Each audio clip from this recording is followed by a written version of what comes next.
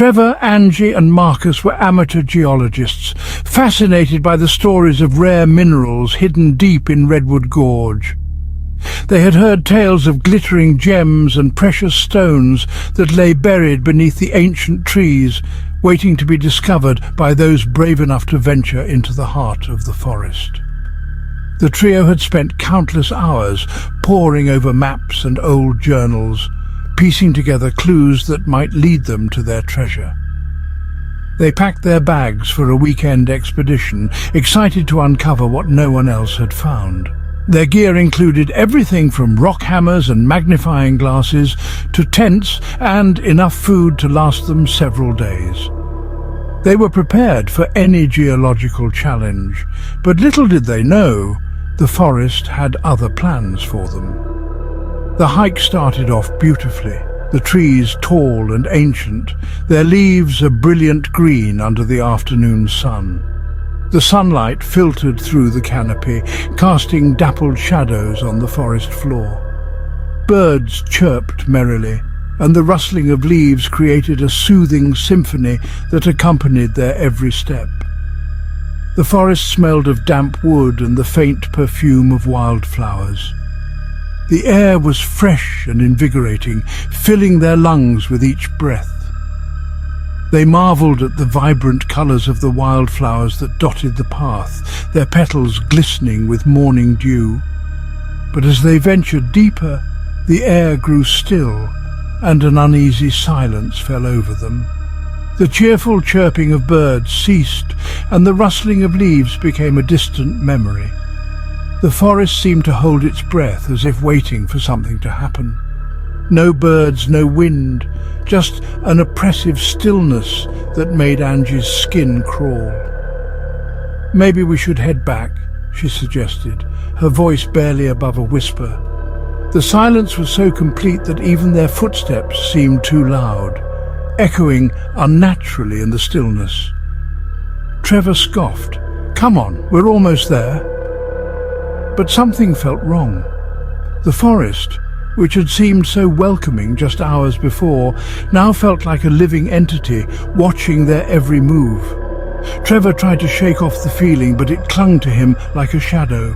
The trail had begun to narrow, and the smell in the air had changed, something acrid, like burnt meat, mixed with the unmistakable stench of decay. The once pleasant aroma of wildflowers was replaced by a foul odor that made their stomachs churn. The trees, once majestic, seemed to close in around them, their twisted branches casting long shadows that seemed to move unnaturally with the setting sun.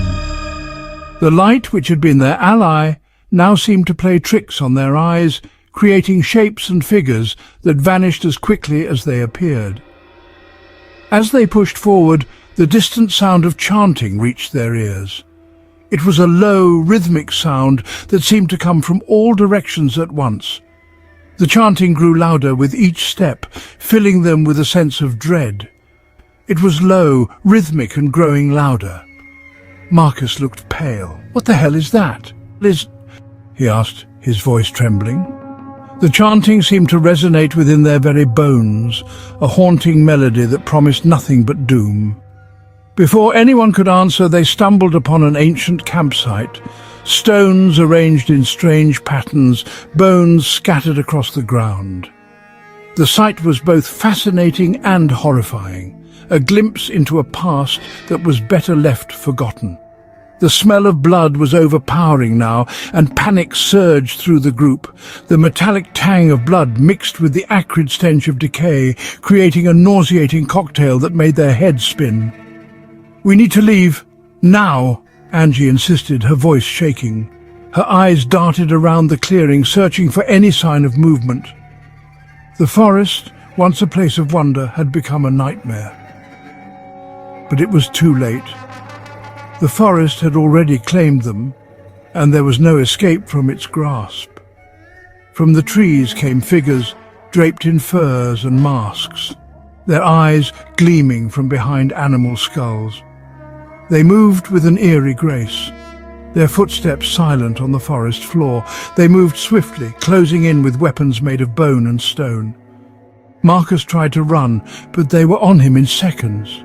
The figures moved with a predatory efficiency, their eyes cold and unfeeling.